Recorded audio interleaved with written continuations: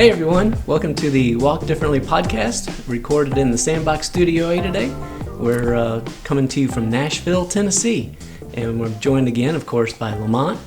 We have wonderful Sam. Yes, sir. We have Jonas back with us again. That's a wonderful time. And of course, I'm Jake. So, man, thank you so much for being here today, guys. Of course. Thanks for having us. Happy to be here. Yeah. Man, all right. Glad to have you. Yes, sir. Yeah, we wanted to invite them back in so we can just kind of do part two of that conversation and just kind of talk about where we think things are today in the world, especially when it comes to our little mini community, our culture, and especially with our faith. So yeah. So Lamont, so what do you think? How do you view these guys today? How do you view the younger guys in our culture and our community?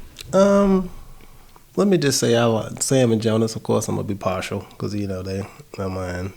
So I'm really proud of them, even winning the awards and making good grades and being good examples. More than anything. But as I shared with them when we kind of broke up a little bit, I was kind of sharing with them, and I tell them all the time how proud I am because in today's society, as young black boys, black men, let's just go across the board, we get a bad rap, in a lot of cases. So when you think about, and I think this podcast, we're kind of talking about leadership as a whole and men, where do leaders and leaders in the world and leaders in faith. I think it's very important that we have leadership on every tier.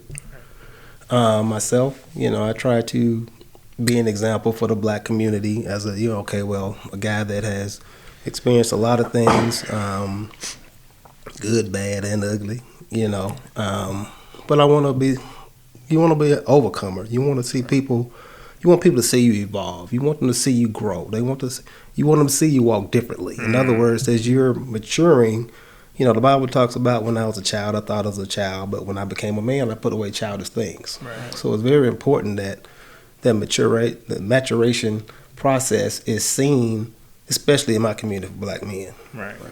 So with these guys, I do a lot of mentoring, and they know over the years, and work with young black men, and they get a bad label. And even today, let's take it, be truthful, they label now the YNs. You know what that is, Jake? No. Young. Okay. I mean, the YNs, right. They say the YNs, and they've labeled them, and they say the YNs do this, they do that. And so I say that to say that it's very important, and I stress it to these guys, that they break those stereotypes. You need to see articulate young black men. You need to see articulate, men in general. When we talk about leadership, and it's not all black. When we talk about the leaders in society and what's going on and who's stepping up to the plate and decisions are being made, I think manhood and leadership, good manhood and good leadership is under attack. A lot of women are taking roles and saying things because, I'll say this. A friend of mine, white family, young lady, really good friend of mine. I'm friends with her and her husband. We went to church together for years. And she put up a post and she's like, I'm just tired of racism and we need to call it out and this and that. And, she kind of put it on Facebook. And I said, you know what? I said, thank you. I said, because some of the things that are going on, I said, it's important that my white brothers and sisters say these things because, black people, we're tired of saying, the same thing. We've been telling you it's racism, this is that, everything's against us, and we're exhausted. But when a white person says it, it's felt. But I also shared with her it's a shame that she has to go out there and say it because I also feel like even with my white men, a lot of them have been muted and silenced out of fear and intimidation. They won't say the things that need to be said. So now you got women out here saying the things that need to be said. So manhood is under attack. You talk about so many different areas. Women are choosing to build women instead of men these days because they can't find a good man. So it's very important that you guys are leaders in your community, leaders of faith, But to transition it to you all, what do you guys see from manhood? When you're out there and you look and you say, man, I want to grow up and I want to be that kind of man, or who you want to become. Are there good examples? Are we leading a good example for you guys to follow, or what do you think? Because I think it's important. You're the next generation, so you guys have to set a standard, and you guys already have done some good things, but how do y'all look at us? You know what I'm saying? Yeah. I feel like y'all specifically are good examples of just like showing us what driven men are like, and just men who have our best interests at heart and are willing to actually hear from our perspective. Because I feel like a lot of older men inherently are stubborn and feel like this generation has nothing to say, which I feel like you can't have that viewpoint. And also I feel like a lot of people our age are stubborn and don't want to hear what older men have to say, so it's a double-edged sword. But y'all are willing to listen to our opinion, which we appreciate. When it comes to like vast society, I feel like a lot of men in power and just a lot of men we see don't give a good example. And just, I don't really know I'm trying to figure out how to expand on it, but I feel like they don't give a good example and have, Jonas, you can build. Yeah, no, I mean, it all depends on where you're looking, right? When like Sam said, when we look at you guys, I see what I would like to be as a man, having that leadership and that desire to help others, right? But then you hear a lot of times, especially working at K&G, have a lot of different people that come in and everything like that. I've heard a lot of gentlemen and different people say, this generation's lazy, this generation is this and that. And, I mean, I'll be real, they're not wrong, but what are you doing to fix it? You say all these things, but I don't see you doing mentorship opportunities. I don't see you inviting these men onto the podcast to speak out about it. What are you doing to change that? When you look at the rich and powerful, you don't see that either. Very, very, very rarely will you see that. And I just say that because I don't know, I don't know what some of these other people are seeing, but from what I've seen personally, don't really see that a lot, right? And I think that if we are going to lift up these younger men, right? Lift up, our generation, the generation under us, everything like that, right? You say you're in a generation saying that, I want to see this change. We have to contribute to it. You can't just say it and then not do anything about it, because then you're not actually doing anything, right? And so I think in order to continue to actually make sure that things are happening, we need to continue to set up these opportunities to help these younger people. I was talking with a guy the other day, actually. He came to K&G. His name is Mr. Brooks. Great gentleman. And one strong piece of advice that he gave me, and I thought, one part he said, I was like, I like that. But then there's another part he said, I was like, well, I didn't even think about that. It makes sense, but I never thought about it. He said, there's two things you need to do at your age. He said you need to find a mentor figure, and you need to be a mentor figure to someone else, someone younger than you. And I know what it's like to be I guess somewhat of like a figure towards others, but a lot of the times it's usually like people my age and stuff like that. I never once stopped to think, go find some younger 14-year-old young gentleman or something like that and help him out. Never thought about that. I was like, whoa, wait. That makes a lot of sense. And if we could continue to do that, just imagine how many younger people we'd help. You want it to be like a staircase, right? It trickles downward and they go upward, right? So. Man, that's good. It It causes me to have to think about things, Right. I remember hearing a long time ago how you can have somebody ahead of you and someone behind you, mm-hmm. and you're each pulling each other along in community and ways to mentor. And I think a lot of times we don't stop to think, well, I can obtain some wisdom from a younger generation. Right.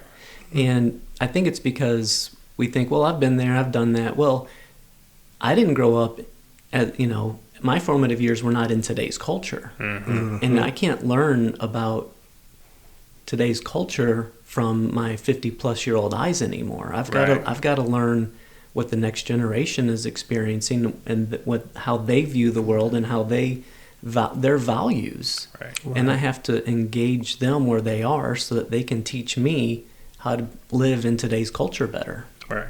Yeah, I agree with that. I totally think that your generation has a lot. I think that, and I guess my age, we're not 50s, and I really feel like my job now is really to merge. You get to a point to where you can, older guys listen to you. I'm an older guy, I guess, at this point, So them you are. So So I'm the older guys, and you have their attention and you can get their respect and they can listen to you. And so we have the older guys, but we have this younger guy generation that we can get a lot of wisdom from on how to, it's exactly what Jake said, how we can go out and navigate in these waters, this social media waters and technology generation and make an impact. So I feel like I have probably about 5 years to really be right to bridge this gap. Mm-hmm. I feel that's kind of like my call, my assignment today, because in another 5 years, they're gonna be, man, shut your old tail up. I think that window's gonna close for me talking to you guys. Right. So that's why I'm so intentional on also legacy. Finding you two to like, okay, I have to impart what we have into you guys for you guys to carry on. Mm-hmm. So even like on Friday, I'll be at 413 Strong talking to guys at transitional facilities on how to rebuild their lives, doing workshops with those guys. But I enjoy the work, and I say that from your perspective. You guys are going to take this stage, and what you're going to do with it is going to be so important. And right now, you have the world. The world's going to be pulling on you. I say that from perspective of you're going to have, let's just say you're in college, you may have the Kappas or the Q, fraternities pulling on you. You're going to have women pulling on you. You're going to have LGBTQ plus pulling on you. Everybody's going to try to, these entities are going to be pulling on you. And some of these entities are getting stronger and stronger. Where do you guys think, as far as the Christian men, the men of God, where do you think we stand on these entities? Do you think that we're a great group to join? Do you like say, man, I want to, because you're going to be pulled some kind of way to do something. The enemy's, he's recruiting too. Right. So my whole point is, are we a good team to join today?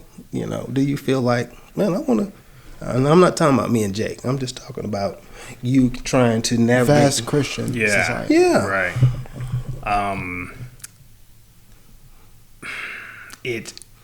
And your friends, could you bring your friends on with this group? Say, hey man, come join us. We're doing it. I'm looking at Sam. He's shaking his head. I agree. We've had these conversations before too. We talk about this early. Yeah. So, I think that there are men out there who are fit to help create or, have that desire to create the right community. But when you look at the vast majority of it, from my perspective, no. I do not see the community is not what it's supposed to be right now, in my opinion. There's a preconception with the community where I feel like it should be the place of love and acceptance, just baseline. I feel like it's not that. I feel like you mentioned like would I bring my friends? Like if I have a friend who's an atheist or like, because you do have a friend who's an atheist, right? I have friends from all different part of the LGBTQ community, just like good people from everywhere, right? Would I bring them to a Christian event? I can't say I would because of fear they'll be judged, and just I feel like it should be the community where they wouldn't be judged. But there's so many people who are church hurt or have been judged by the community that it has a lot of baggage associated with it. So it's like Jonas was saying, all this to be said, like as of now, no. No, I agree. Like it's again, people. I'm sure there's people out there who have the right intent to create the community, but that's not what we're seeing in terms of like the majority view, and at least from my standpoint as well. And I guess we share that view too. No, I don't see it. And like I there's a lot of people in my life as well who are interested in starting their faith and everything like that. And I've known people who also were not very strong in the faith at all. And I don't think I'd feel comfortable bringing them to a Christian setting that is very reflective of the vast majority of Christian settings today, out of fear, like you said, that they might also be judged. Jesus did not judge anybody. He said, "Come as you are." And I actually had a guy the other day at the gym telling me, about, don't think God is looking at you for what you did then. Whenever he took up that cross, he died for you then, now, and in the future. He died for all of that. He said, don't be reminiscent of the past. Be reminiscent of now. Focus on where you are now. Jesus meets you for where you are, not where you were. And I feel like the church community today kind of forgets that. It doesn't really reflect it, from what I've seen. So, also, I'm still trying to figure out how to phrase this. You were mentioning like the entities pulling at us, like LGBTQ. I feel like those places, like those communities, should feel safe in the church. And I feel like this ain't even like, how do I phrase it? I feel like we should see them, I won't say as allies, but we should just see them as people who we accept, and they join our community, and it's just like, it's love all around. And I feel like it's not that.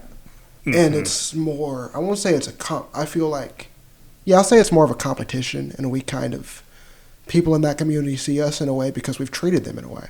So it's one of those things where it's like, when it comes to those different entities or backgrounds or sexualities or whatever, those different things, they don't feel safe there. So all the things of this world, things of this generation, things that are like more prominent, I feel like we need to show them love and just make the church again a place of welcoming, which is not. Yeah, because it'll be the Muslims, it'll be the atheists, agnostic. It's all types of communities recruiting. Yeah. But I think, Jake, you spoke really well on with the work that we've done on talking about the two groups of people that we are looking to really be a part of, is the unchurched and the ex-churched. Could you kind of expound on that? Because I know that those are the ex-churched is reason that people don't go to church anymore, and then the unchurched. But kind of speak on that. Yeah,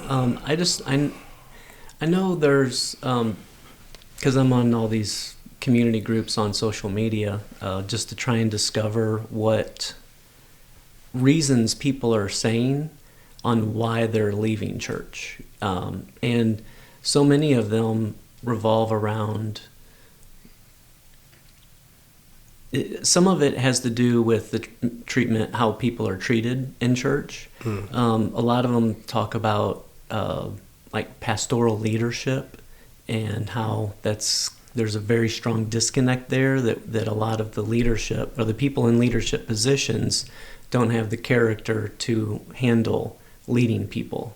And others have to do with just such a strong focus on doctrine over loving their own community, And when somebody has a need and they bring it to the church or people within their community, the church itself is so busy with their normal operations that they don't have the space to meet that need. Right. So I think that's a lot of the reasons that I've seen.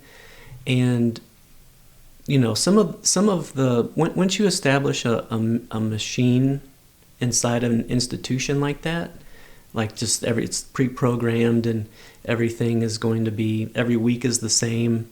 Here's our songs, here's our introduction, here's our our sermon. There might be offerings given and things like that. It's and pretty much every single time is the same. And I think a lot of people have just become bored in that environment. Of course, some churches do it pretty well, so it becomes very. But I think the focus is more on the event than it is the people that come to the event. That's a good And I point. think That's a that's really good way to put it. Yeah. I think that's why a lot of people have become ex-church at this point. Right. And then you can use the term deconstruction as well, because that's what a lot of people are doing, deconstructing their faith to the point Right. to where not only do they not believe exactly the things that they believed growing up, but some of them, for those reasons, have abandoned their faith altogether. Can I build? 'Cause Yeah, please. I feel like you're mentioning the routine. I feel like the church is it hasn't evolved over time, and the routine has kind of stayed the same. And I feel like for a new generation, I feel people need to see the church in a different light, and we need to just change how it's shown originally. Yeah. Which I don't know how to do that, but I feel like that would be a great first step. And if I may also build as well, like similar to that point, one thing that kind of came across my mind too is, like with routines and everything like that, like when certain people see that, or I guess, hear them, like you said, they get bored of it. But of course, too, a new generation might be like, that's weird, or, I don't really know if that's something I want to do, But I feel like because the church is so strict on that routine at times, and like you said, doesn't make Tradition. tradition, it doesn't make way to a company for those who might be coming in with a different tradition or just something new entirely, you know what I mean? And something a little different, right? Meeting their needs. It's almost as if the church is kind of like, if you come in, you're doing it like this. You're going to follow the tradition. I don't think people want to feel forced to have to do a certain thing when they come in there, right? Of course, you want to be respectful and everything like that, right? Like you want to respect the church, but I don't. And it's definitely difficult to like say how you would fix that, but I don't know. It's just a thought that kind of came across my mind. But ultimately, the point I'm getting at too is, overall, the church should be a place where no one's forcing you to come, but the doors are open for you at any point you want to come in. But it also shouldn't be a place where it says, hey, if you're like this, you can't come in here. The doors need to be open and vulnerable for anybody to come in. They also need to be, and this is just the truth, they need to be open and vulnerable for anybody to leave if they want to. But you're welcome at any time. You're welcome at any time. Doesn't matter where you're from, anything like that. You're welcome at any time. But that brings up a quote. It kind of talks about, we talked about our episode, Kendrick Lamar, They're Not Like Us. Right. I think that's the traditional church. Traditional church dealing with this new generation. They're not like us. Right. And that mantra of not letting people in because they're not like you, while you have, think of the LGBTQ plus. Right. They say, come as you are. We'll love you as you are. Just come as you are. So what do? LGBT plus. And then they'll add another letter based on what you are. You come in, so it may be we don't know where to end. Right. When we grew up, it was just lesbian and gay. Right. But now you got bam, bam, bam, bam. As new people come in, they create space. Right. To say, hey, let's add another letter. Right. How come the church can't add another letter? Right. When you come in here, it's like, ooh, he got tats. You need to go to another church. Right. Or you can't come here. But that spirit of division, or you're not like this, or you smell like weed. Why can't we add a letter? Okay, church with a W, weed smoker. Right. Church with a W, T, right. Tattoo, But what if we have the compassion to invite people in like the world does? Right. And you wonder why we're not winning. Right. Why we're not winning. So I think that is, but I think that the church is, let me give me one more scenario. I think that the church has to also be able to, people say, well, the word's always been the word and you don't change. Traditional church is always going to be. But to me, it's like a war. And we talking about spiritual warfare. Would you go in when war first started, it started off with bows and arrows, and then it went to, you see the army guys with that big knife on that gun, and they go in, and you go in, and you would have to get this close to kill a person, Right. In a war. Braveheart's one of my favorites, of course. Yeah. We love that. Yeah, it's a great but movie. But they're shooting arrows and creative stuff. But it was a lot of hand-to-hand combat. Right. Today you can have a 19-year-old, 14-year-old in his bedroom, in his pajamas, and he can be working with the army and shut off all the electricity in the whole country. Right. Because they get ready to go attack and never come out of his pajamas. Right. So if that's spiritual warfare, natural and the spirit go together. If you do that in the natural, how much more do we need to adjust this vehicle to fight the enemy today? We still fighting them with bows and arrows, and we going in like this. And your generation, they're running circles, doing movements and protest, and I mean, they move and shake. Y'all guys don't even want to work no more. I think that's the truth. They say, you talk to your generation, they say 40 hours work week Right. interferes with my quality of life. Well, we're like, dude, 40 hours, we call y'all lazy. But I just say, how can we learn to take advantage and learn from the resources and the technology that you guys live in? And then on our end, we give you some of the wisdom and the stability, to work together. Yeah. How do we do that? And I think that if we could figure that out and reinvent a vehicle to move in this generation, an arc that everybody can come to and everybody could be useful, I think we could win some of this war. Because right now, I think we're getting our butts kicked. Right. That's my personal opinion.